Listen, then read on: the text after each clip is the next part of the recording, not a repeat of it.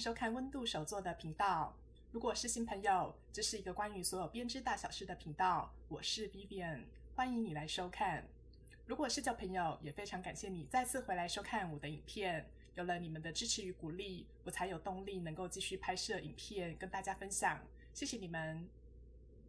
在今天第3集的影片当中，照例要来跟大家分享我正在进行中的作品、完成的作品、觉得有趣的东西以及一些小推荐。目前我手上正在进行中的作品有2件，第一件是 Queens & Co 的 Losing Tank， 它的设计师是 Palm Allen。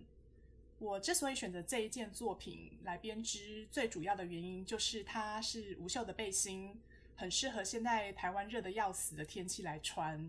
那另外一个原因是因为我能找得到一般的这种无袖背心，它大多数都是用平针的织法，我觉得那样织到最后会很无聊，然后有可能会让我很想放弃。所以这件跟其他作品最大的不同之处，就是它的中间正面的中间这个地方有一整排的蕾丝花样，所以你织了一圈就会发现也还不错，就是你会有一些不同的变化，不会织到最后很无聊。那我使用的线材是 Blue Monday Yarn 的这个线，它是 50% 的骆驼宝宝毛， 50% 的蚕丝，非常高级。那因为我从来没有用过骆驼毛，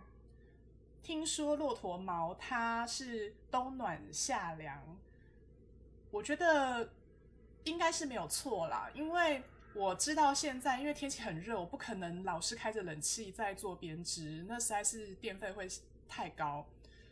所以当我没有在开冷气拿着这个线在腿上的时候，我觉得好像真的没有很热，是可以接受的那种触感。所以我很期待它完成之后穿在身上的感觉。那这个是它的标签，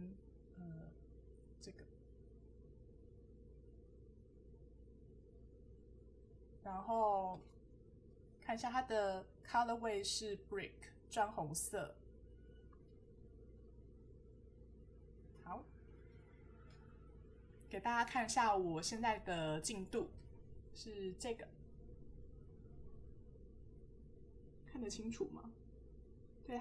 我们这件是从下摆往上织，然后中间有我讲的这个很有趣的蕾丝，所以你织了一圈之后，织到这边你就可以有一些变化，不会觉得就是平针织到最后很无聊的那种情况发生。我觉得还不错，而且它的花样很特别，我还蛮喜欢的。好，接下来第2件呢，是我参加英国 Helen Stewart 她的 Shawl Society 第3季的第2件的披肩。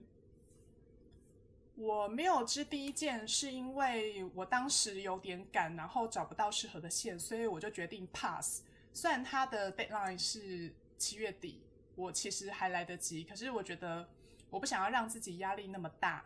所以我就直接从第2件披肩开始织。那第2件的披肩的它的名称叫做 Ivy Over the Door， 很有趣。然后我用的线是 Meadow Yarn 的这个是 Honeycomb，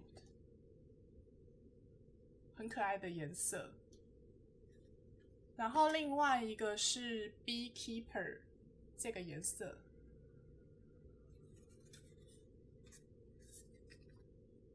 然后这2个颜色会组合在一起变成一个，它算是一个长方形的大披肩，我不知道它到最后会有多大，所以就拭目以待咯。这个颜色真的很适合夏天来编织。然后它的线材是100%的羊毛，然后它是 fingering weight，然后给大家看一下它的标。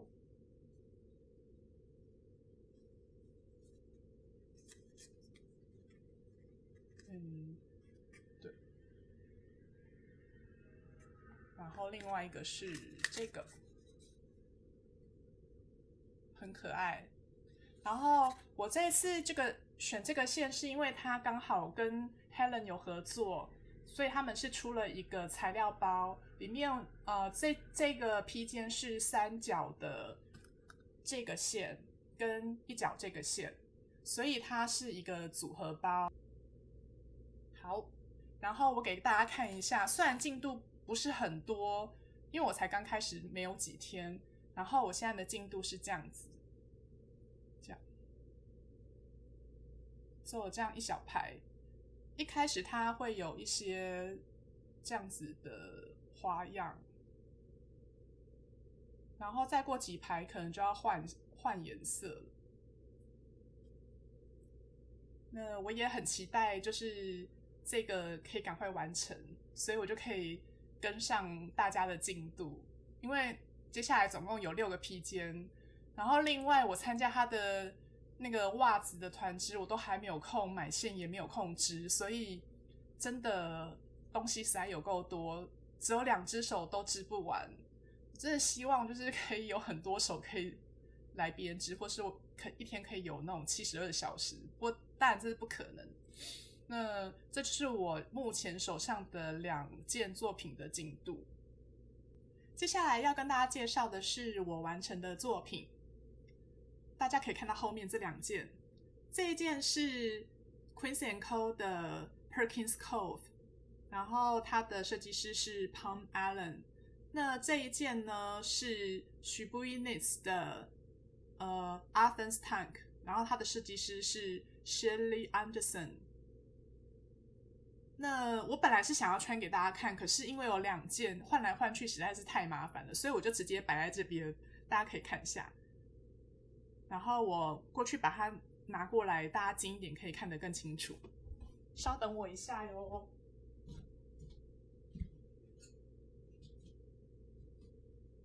第一件是这个，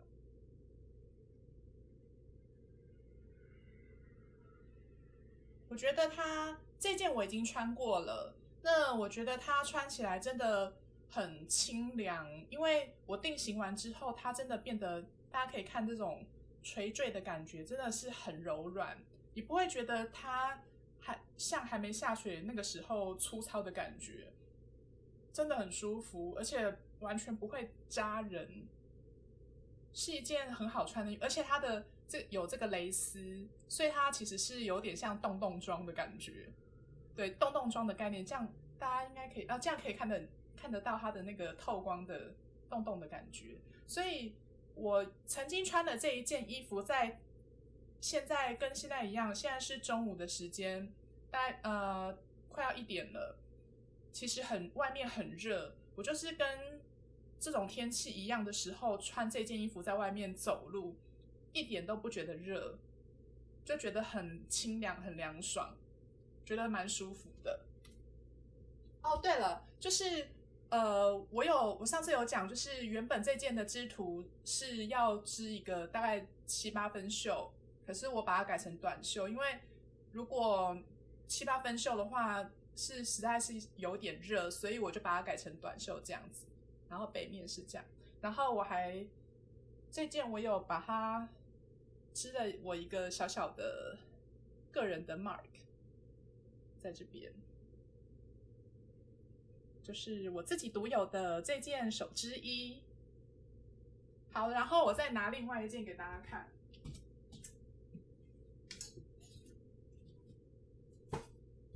这一件是 Shibui Knits 的 Athens Tank。定型之前它扭曲的很严重，因为它其实有一点弹性，我觉得应该是它锁链状的关系。然后背面跟正面其实差不多。然后下水之后，我发现它有一些地方可能我水洗的关系，造成它反光会有一种那种旧旧的那种感觉。我觉得还蛮酷的，穿起来。我等一下会放照片在旁边，就是它穿起来有一种仿旧的感觉，不知道为什么，可能是我下水的关系吗？我也不知道，反正我觉得它这样子还蛮特殊的。但是因为我有点懒惰，所以我当初没有照织图的方式，就是前面跟后面织完之后先定型再缝合，我没有照他那样做，我是直接把这边就是两片跟侧边都缝合之后，才把它拿去定型。可是我觉得结果也还不错，就是穿起来蛮舒服的。那也因为它这种亚麻的材质，它加上锁链状的方式，穿起来也是蛮清透的。不过我还没有实际上穿着它出去外面走，所以不知道情况会怎么样。可是我猜应该也跟刚刚那一件衣服一样，就是反正是亚麻嘛，那应该蛮舒适的。所以这2件就是我完成的作品。真的很开心。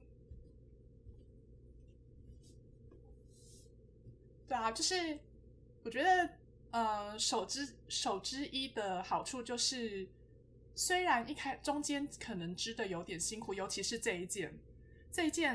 真的让我觉得很累，因为它全部都是平针，只有在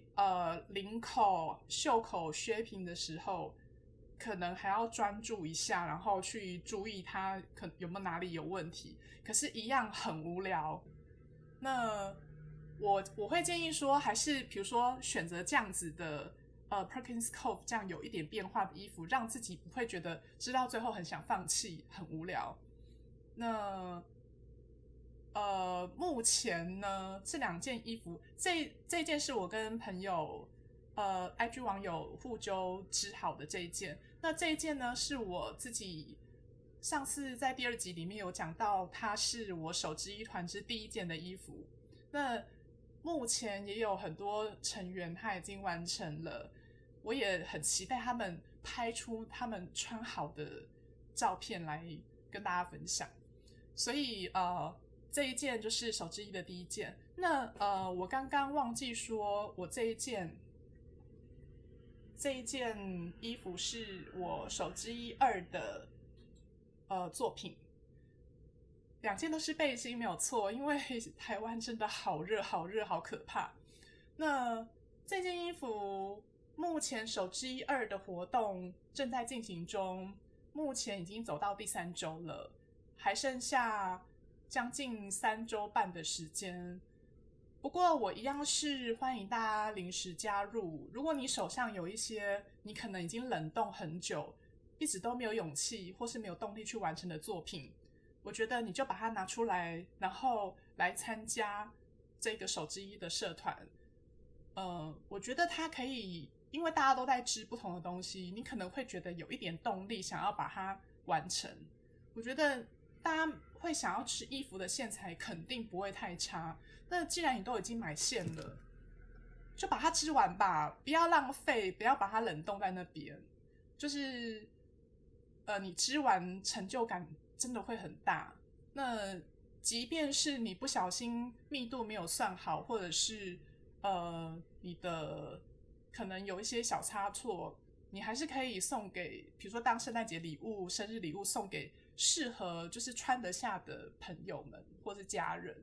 哦，那我忘记讲它这2件衣服的密度了。我看一下吼。Losing Tank 就是橘色那一件的密度是24针，然后32排。然后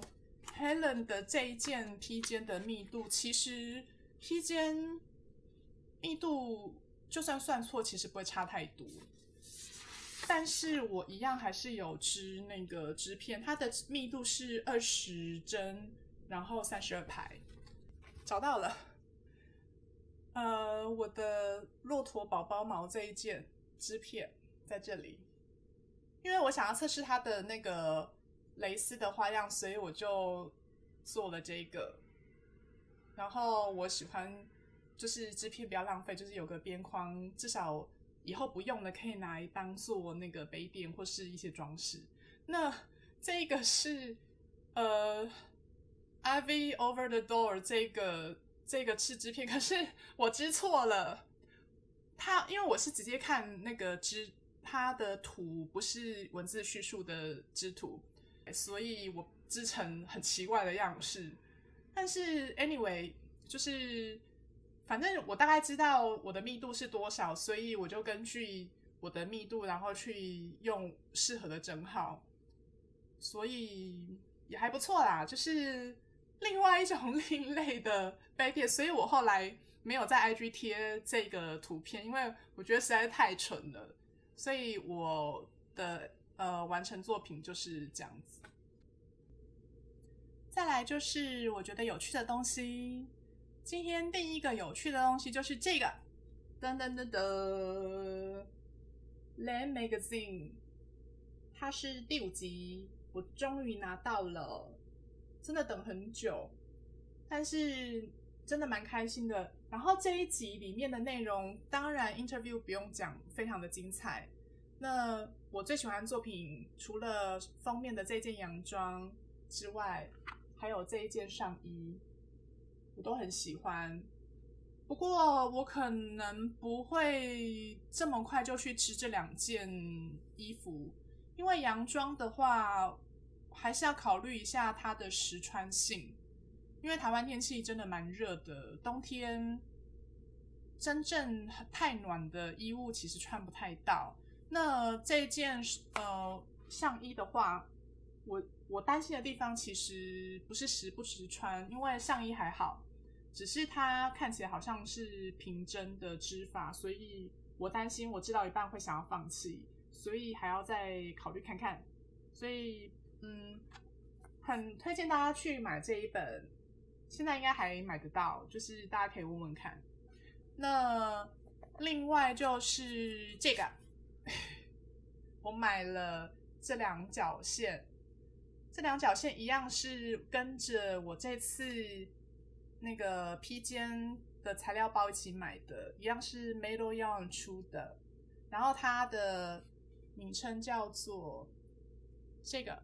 Something of a Delicacy， 然后它是这个 Home Cooking 的系列。Home Cooking 是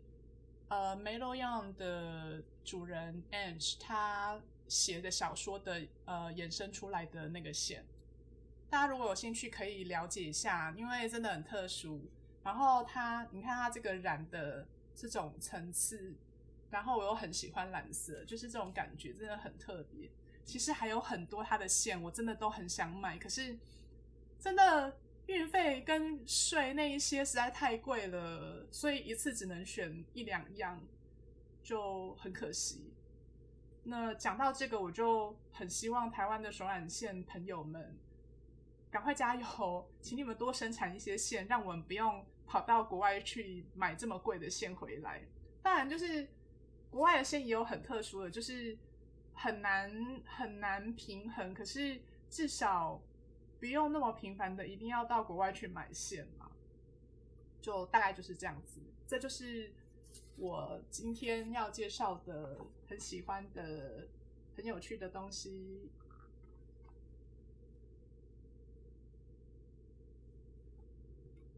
最后呢，要来跟大家推荐另外一位我非常喜欢的 podcaster， 她是 Scandier 的 Ellie。Ellie 是一位挪威的女孩，她目前在英国伦敦念 PhD。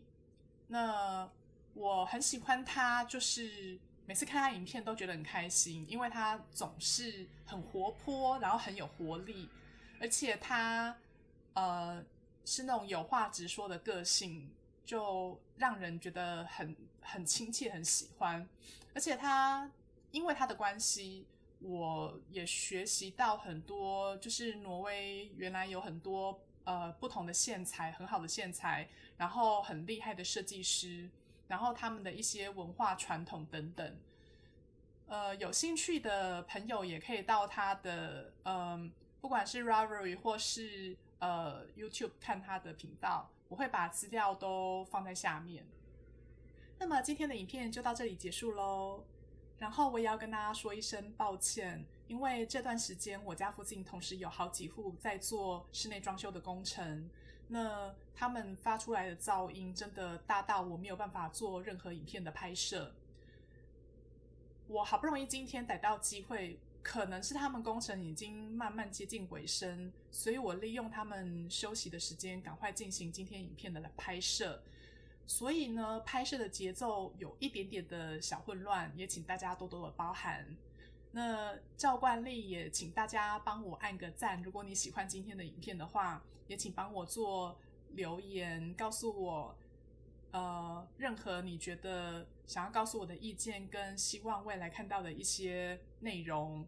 那也请大家帮我做订阅的动作，这样子之后才不会错过我新影片发布的通知。所以就在这里跟大家说拜拜咯，谢谢大家，拜拜。